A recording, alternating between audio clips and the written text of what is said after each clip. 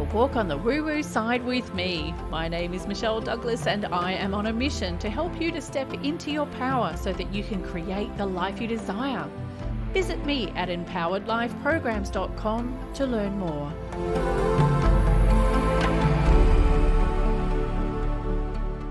Hello, it's Michelle here, and today we're going to be talking about how to find true love without settling when it comes to love and relationships. So this particular topic is really important because finding true love without settling is crucial for a happy and fulfilling future together, because the more you settle and you're basically compromising, the more you're going to feel possibly resentful or disconnected from the man, right? That sort of thing.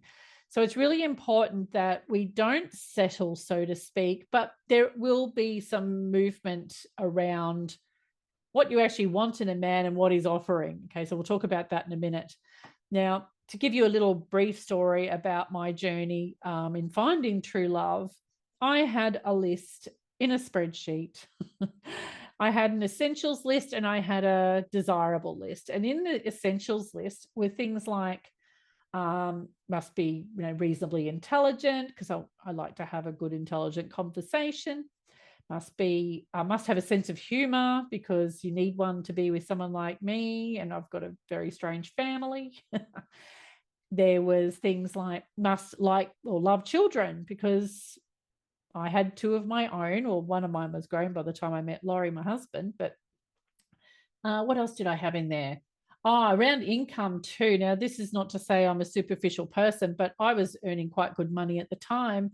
And my preference was to be with someone who was similar, like around the same level of income, or, that sort of thing. And that's purely because in my previous relationships, I had been, it had always been a massive financial struggle, and I was always the one bailing us out financially. So I was done with all of that, and I never wanted to put myself in that situation again. So while I didn't expect the guy to be rich, I wanted him to at least be able to meet me in the middle. You know what I mean? So then that takes me to my desirables list. I think there was more on my essentials one, but there were, no criminal record might be a good one, that sort of thing. But yeah, an own car. There was once a guy I dated years and years ago. This is back in the early 2000s. He had lost his license, so his mother had to drive him around. I'm like, oh my God. Anyway, so there are certain things there. Must have own car license, be a good person, good sense of humor, intelligent, and, doing okay as far as career and financial situation goes. So that was that one. Now, in the desirables, taller than me, solid build, because that's how I like them. There are a few other bits and pieces in there, and they were the more superficial type requirements. Like, they didn't have to have that, but it was a nice to have, and I got all of it. But anyway, when I met Laurie, that's just the sort of thing that you need to be aware of, is be clear about what you want first. And the best way to get clear is start writing down all of the traits and qualities they must have, must not have, and what are the deal breakers and what are not the deal breakers. Okay. All right. So true love and settling. So if you are settling, it means you are compromising in some way. And when you are compromising in any sort of situation, especially over the long term, you're never going to stay happy with that. There will be some resentment building over time. So you've just got to watch for that. And true love for me is like coming home. That's how I felt when I met Laurie. You don't look for the big spark of like electricity, like, oh my God, we had this spark, so therefore he's the one. No. He needs to feel like you're coming home. And unfortunately, especially when you've got a lot of trauma in your present or even past lives that are carrying through until the present, what may trigger those feelings of he's the one may be trauma-based, which means they're perpetuating old unconscious patterns that haven't been healed yet. So you're coming from a wounded place. And when you're coming from a wounded place, you attract men who are going to help keep that wound going, and we don't want that, okay?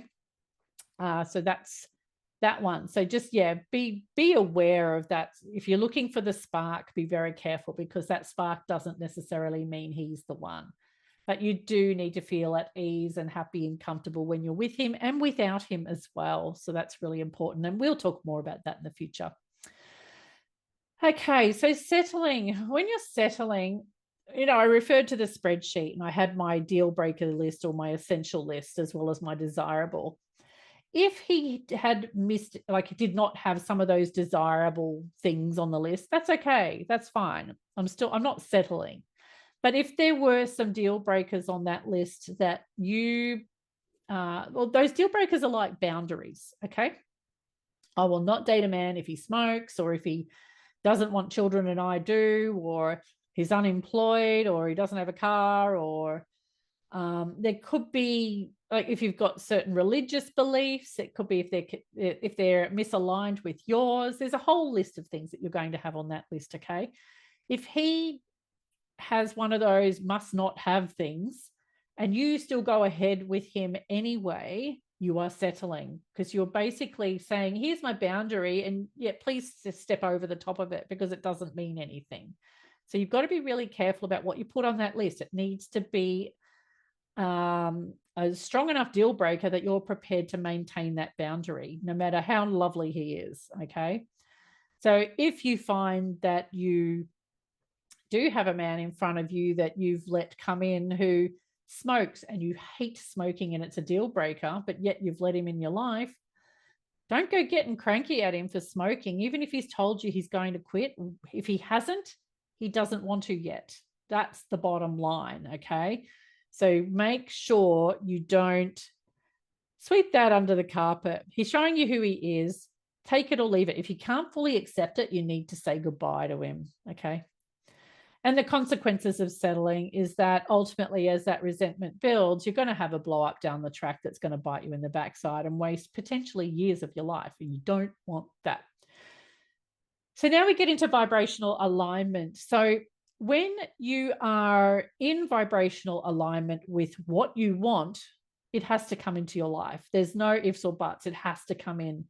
So if you are single and looking and you're not having much luck, it's because you're in alignment with that, which kind of sucks, but that's okay. I can help you to step out of that over time. But the thing is, once you get that clarity about what you want, there's going to be a whole bunch of steps and actions you can take to get you into that vibrational alignment with that future person that you'd love to have in your life. And when we work in the Align with Love program, I take you through the process of exactly how you as an individual, because all of my courses are they're tailored to you, in that I look at your Akashic records and I find out exactly how you are wired, so that when we are looking at your actions, I can tell straight away whether they're in alignment with you or not. And if you're taking misaligned actions, you're going to stay out of alignment with what you want. So really cool stuff. Now, you've got the law of attraction and law of assumption. They are two tools that you can use to get your mindset into the right place, get your thoughts and feelings in the right place. And it's really about visualizing yourself with the man after the fact. So you could do like 6 months down the track and you're sitting on a park bench with him holding hands and you've got your head on his shoulder or something lovey-dovey like that. So just visualize yourself in that future moment and how you feel. Like if you're sitting on a bench near the beach and looking at the water, smell the salt air and feel the sand on your feet and feel his shoulder against your ear and that sort of thing. So again, we work through all this sort of stuff when we work together. Okay, so the next thing is about understanding yourself and knowing yourself. Now, again, this is related back to the Akashic record work that I do when we do the Align with Love program, in that when you understand who you are, how you are wired, and what you want, we're able to come up with an action plan so that you can start taking actions to actually keep yourself in alignment, not only with who you are, but with your desire, which gives it more power. And you're more likely able to attract what you want more quickly and with less pain, which is always a really good thing. Now, another thing too is around personal values and beliefs. Now, your guy, your future man must have congruent values and beliefs. If they are completely out of whack with each other, you're going to have problems down the track. So just again, but if you're doing the work, the mindset work and taking the aligned actions, you're more likely to start drawing in men that match that new version of you that you're stepping into, which is amazing. And my own experience tells me so. The problem is for me, I did it the long way. I actually found myself, actually, I should run this story by you, past you anyways. Back in the days when I was last single, I had a friend who was unable to get a date at all. Yet I had them like in rotation. I had a lineup of about 20 odd men all wanting to go on dates with me. And I had to get them to book 3 weeks out. So they'd be going, oh, do you want to go out for a drink? And I'd go, oh, my next free day is this day, which is in 3 weeks' time. So I literally had a waiting list. And I'm not the most disgusting looking thing in the world, but I'm certainly no oil painting. So here's the thing, right? If I'm able to get this big long list of people wanting to go out with me, of course you can, right? It's easy. But back then, I had applied what I'd learned and it worked. And that's what I teach my clients, how to step into that.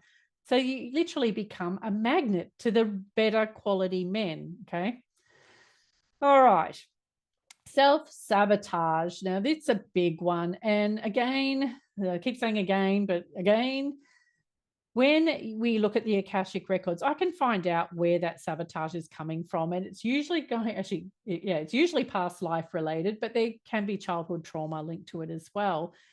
A big one is soulmate contracts that I come across with my clients. I've had quite a few clients with this one. And what it is, so in a past life, it could be, I don't know, anything from 1 life ago to 10 lives ago or whatever. You might have been a female. Usually you'll be the same gender, but some of them, most of my clients tend to have the same gender, and just occasionally switching sides for a lifetime and then back again. So let's just say you're struggling in this lifetime with love. In a past life, you had a soulmate contract with a guy who you both promised to love each other forever and you would wait forever for each other no matter what. In this lifetime, he's not even incarnated, yet you're still waiting for him to appear. Now, this isn't conscious, obviously, because if it was, you'd be slapping yourself around a bit to go, come on, get over it. He's not coming. But what happens is you end up putting yourself on hold, basically.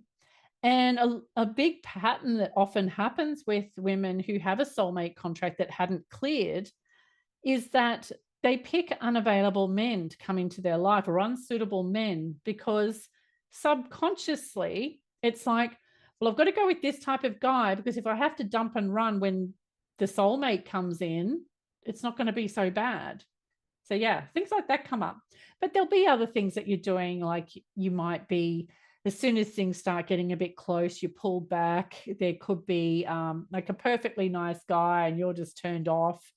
Things like that. Now, but if you are turned off, it isn't necessarily a sign that he's not right for you, but and that's another thing we identify. We dig down and find out exactly what's going on with that, because I have this saying, if it's not an F yes, it's an F no, right? If you're not 100% yes, this is the guy, then don't go into a relationship with him. If you've got doubts or you're not sure, hold back. But at the same time, dig in and find out if the reason why you are feeling unsure is because you've got some old unconscious patterns running the show, preventing you from taking the leap into love. Okay, so to step out of these cycles or these patterns is really just to start doing something new that's in alignment with who you are at soul level. Now, if you have that understanding of who you are as a soul, and also with how you are wired to create, it's a much easier process. You don't have to have that, but it just takes a little bit longer. Like for me, it took me a few years to meet my husband, Laurie, but what I learned over that time was how to do it the long way. And I can now help people to do it the quick way, but you still get there in the end, right? Okay. So clearing energetic blocks also helps with this process as well, because when I'm working with a client, I will clear any old energies and contracts, like the soulmate contract I mentioned before, from their energy. There'll be some healing processes or practices that I apply as well to clear these blocks further. And it just clears the slate so that you can start taking new actions more easily. And you'll usually find that the feedback you get, even if it's negative feedback, is not going to be as yuck as it would have been otherwise. Okay. We basically need to realign you with what you want so that you can start to create more of that in your life. And this takes me to the Align with Love program. So it's a 12-week program where we meet every 2 weeks. And we will have a whole bunch of things going on in that program, from you'll get a copy of your soul blueprint, so you will understand how you are wired as a soul. You'll receive your manifesting blueprint, which is quite detailed actually on how you are wired to create, how you are wired to manifest in your life. And you can apply it not only to your love life, but to any part of your life. Like for this program, obviously we're focusing on the love life, but what you're going to find is when you start taking these new actions that align with your blueprints, your entire life will change. It will improve overall. It's quite amazing how it works. Now, I've worked with quite a number of people who have repaired broken up and rocky relationships. I've helped people to find love. There's a whole lot of things that you can do through this program. So you can be single and looking, you can be in a relationship that's a bit rocky, or you might be just leaving a relationship as well. So I can help you on all of the spectrums, because ultimately we're working towards a specific goal. And if I can help you to align with that goal, then you're more likely to achieve success. Okay, so to conclude, the settling is about compromise. If you're compromising, you're going to feel resentment down the track. So it's really important to get very, very clear on what your deal breakers are, and don't settle or compromise on any of them.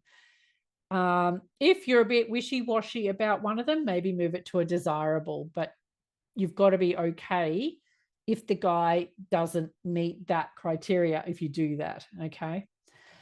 It's also really important to just watch your own actions, watch what you're doing, feel how you feel in your body when you are interacting with a man, and just see what your body's telling you. You're going to learn some interesting things. And finally, like, I'd really love you to, if you want to reach out with questions or share your experiences, send them through to support@empoweredlifeprograms.com.